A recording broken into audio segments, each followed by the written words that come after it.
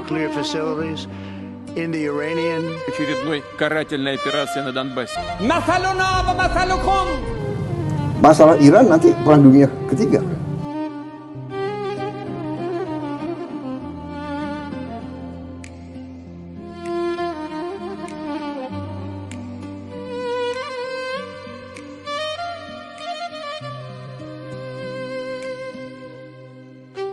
Di hari yang sibuk, di kota yang penuh penduduk, asap polusi membuat manusia batuk. Debt collector mendatangi pintu dengan mengetuk-ketuk. Terbukalah pintu itu, terdengar suara jeritan anak yang tak punya orang tua, sedang kelaparan dan penuh dahaga. Debt collector pun mencari si penghutang yang kian tak bisa bayar. Hari demi hari hingga bertahun-tahun, debt collector itu tidak menemui targetnya. Debt collector pun dipecat perusahaannya karena ia tidak berhasil bekerja dalam menyelesaikan misinya. Di hari yang sama, di pasar minggu, manusia saling bertransaksi dengan sesama manusia dalam perdagangannya. Pedagang di pasar berkata, sungguh dahulu lebih baik dari hari-hari terakhir. Di minggu depannya, separuh dari pasar bangkrut karena tersendaknya perputaran modal. Modal yang seharusnya mereka gunakan untuk berdagang, kini habis ia belanjakan untuk makan. Sebagian pedagang yang tetap bertahan, mereka mempertahankan dagangannya dengan modal yang sangat kecil. Sebagian dari mereka dengan menghabiskan tabungannya, dan sebagian pedagang yang lain mendapatkan modal dari pinjaman bunga. Pedagang bermodal pinjaman bunga kini bangkrut karena tak sanggup membayar hutang beserta bunganya. Pedagang bermodal tabungannya kini sia-sia karena perputaran uang di pasar jauh dari ekspektasinya. Di lain waktu, para pekerja dengan semangatnya bekerja dengan sungguh-sungguh yang menguasai segala bidang pekerjaannya. Tibalah hari di mana hari yang tak terhitung dalam kalender. Ia berangkat kerja dengan semangat. Ia berjalan dengan roda motor di atas aspal dan menabraklah sebuah besi lancip yang menempel di aspal. Pekerja itu pun jatuh terseret bersama angin semangat jiwanya. Pekerja itu pun mencari bengkel dari sudut kota ke tepian kota. Singkatnya waktu berjalan, belum sampai tujuan, ia sudah dikeluarkan dari perusahaan karena alasan yang di luar nalar. Kini datanglah kalender pembaharuan di mana dunia yang kita pijak penuh dengan simpang siur cerita.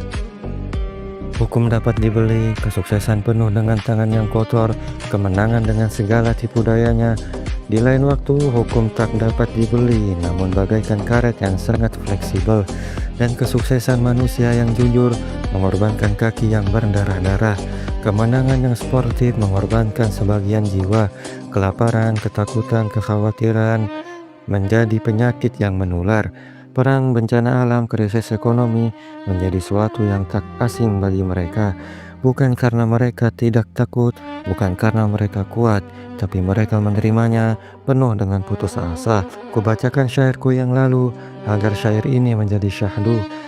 Hari-hari penuh dengan kesengsaraan, hari esoknya penuh dengan kedamaian.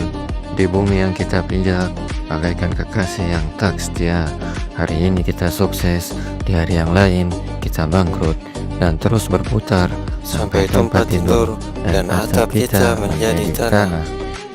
Hari ini mereka senang, di hari berikutnya mereka sedih. Di hari yang sama manusia menang, di hari berikutnya mereka hidup tanpa status. Wahai makhluk bumi, persiapkan mental kalian. Karena bumi yang kita pijak sudah semakin sesak. Alam semesta ingin membersihkan sebagian tubuhnya.